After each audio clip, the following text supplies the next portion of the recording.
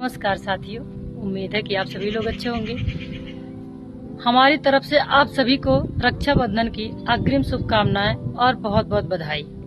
तो आज इस वीडियो के माध्यम से हम बात करने वाले हैं सामूहिक अवकाश। सभी रिक्रूट आरक्षियों का उम्मीद है कि क्या इस बार रक्षाबंधन पे सभी लोगों को रक्षाबंधन स्पेशल सामूहिक अवकाश मिलेगा।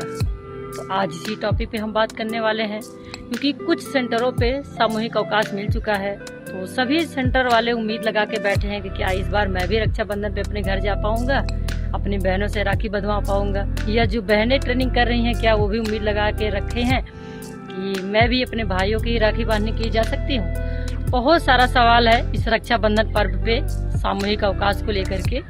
तो इसी बारे में हम बात करने वाले हैं अभी कि क्या सामूहिक अवकाश मिलेगा, या सामूहिक अवकाश कैसे मिलता है, या फिर सामूहिक अवकाश किन सेंटरों पे मिला है और कैसे मिला है। तो ज्यादा देर ना करते हुए आइए हम टॉपिक पे बात करते हैं।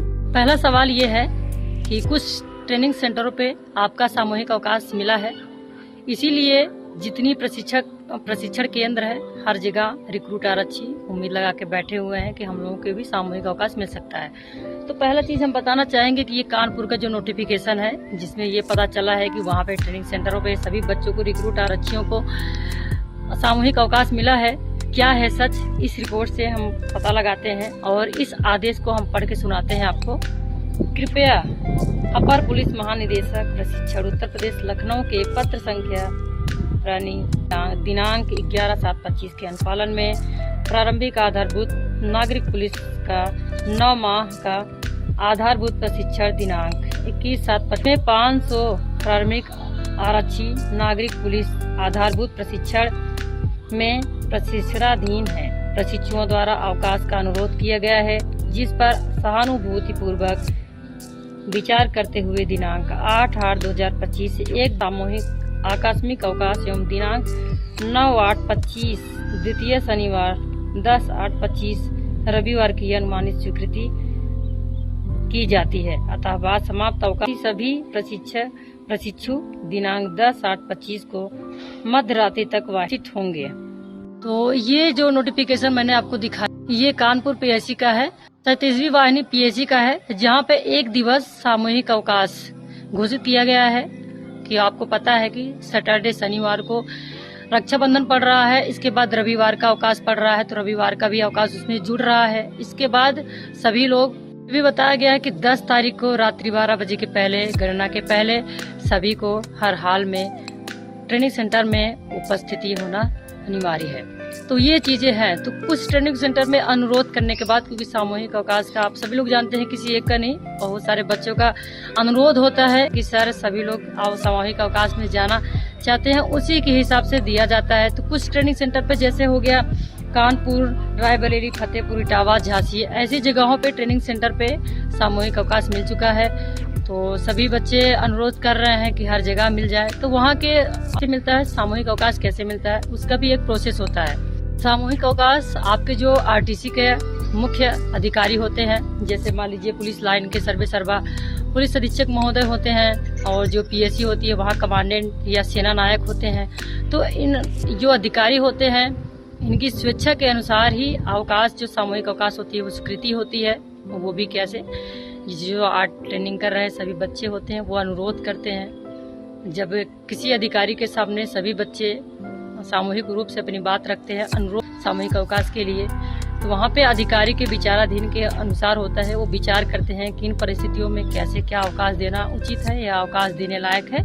तो ऐसी सिचुएशन में जब उनको समझ में आता है कि हाँ अवकाश देने लायक है, या बच्चे बहुत ज़्यादा उत्सुक हैं, या बच्चे जाना चाहते हैं, या उनके हिसाब से है, जैसे उनको सही लगता है उस हिसाब से वो अवकाश घोषित करते हैं। फिर उसी हिसाब से आपको सामूहिक अवकाश मिलता है। वो ज़्यादातर जो आपका सामूहिक अवकाश मिला है वो पीएससी सेंटरों में मिला है। सिविल पुलिस लाइन में ड्यूटी लगने की भी संभावना हो सकती है रक्षाबंधन में। तो अगर किसी जगह सामूहिक अवकाश मिल गया है तो ऐसा ना सोचें कि वहाँ पे मिल गया तो हमारे यहाँ मिले।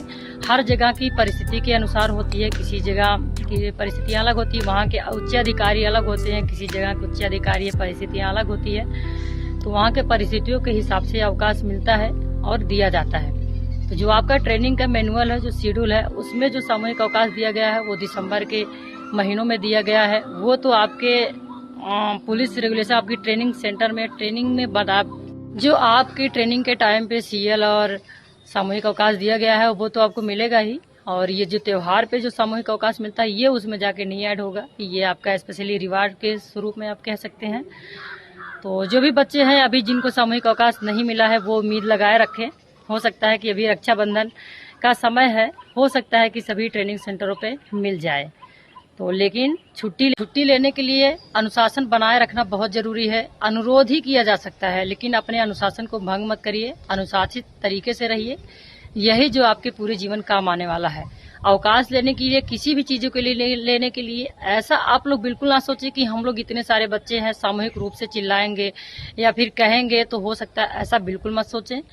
सामूहिक अवकाश अनुरोध के हिसाब से ही मिल सकता है। अगर आप लोग भी जाना चाहते हैं तो अपने ITI PTI वहाँ पे RI महोदय या जो भी अधिकारी होते हैं उनके माध्यम से अनुरोध करवा सकते हैं, लेकिन अनुशासन को बनाए रखते हुए, लेकिन अनुशासन को बिगाड़ना नहीं है। तो इसलिए सभी बच्चों से यही कहना है, अनुशासित तरीके से रहे, अनुशासन की तरह रहे। बहुत सारे फेस्टिवल पड़ेंगे अभी आपकी ट्रेनिंग के दौरान, इस बार नहीं तो हो सकता है कि अगली बार आपको फेस्टिवल पे छुट्टी मिले। तो अपना अनुशासन बनाए रखें और अच्छे से ट्रेनिंग करें। इस बार नहीं मिली तो निराश बिल्कुल ना हो। आप इसी दिन के लिए इतनी दिन से मेहनत कर रहे थे ट्रेनिंग में आने के लिए, तो ऐसा नहीं है कि आप इस बार राखी बंधवाने नहीं जाएंगे तो आपका भाई बहन का प्रेम खत्म हो जाएगा, ऐसा नहीं है। प्रेम तो मन में बनाए रखना होता है, दिल में बनाए रखना होता है। तो मान सम्मान अपनी बहनों का बनाए रखें, जो बहनें हैं वो अपने भाइयों का बनाए रखें और अच्छे से दृढ़ निश्चय के साथ अपनी ट्रेनिंग को पूरा करें। फिर से सारे त्योहार, सारे दिवाली आपके ही होंगे। तो बस यही इतना कहना है कि आप बिल्कुल निराश ना हो। अगर किसी भी ट्रेनिंग सेंटरों में अवकाश नहीं मिलता है तो आप बिल्कुल निराश ना हो सकता है किस बार फेस्टिवल पे नहीं तो अगली फेस्टिवल पे मिलेगा, लेकिन निराश ना हो। अच्छे मोटिवेशन के साथ ट्रेनिंग करें। फिर से नई वीडियो, नई जानकारी के साथ आएंगे। तब तक के लिए नमस्कार, जय हिंद।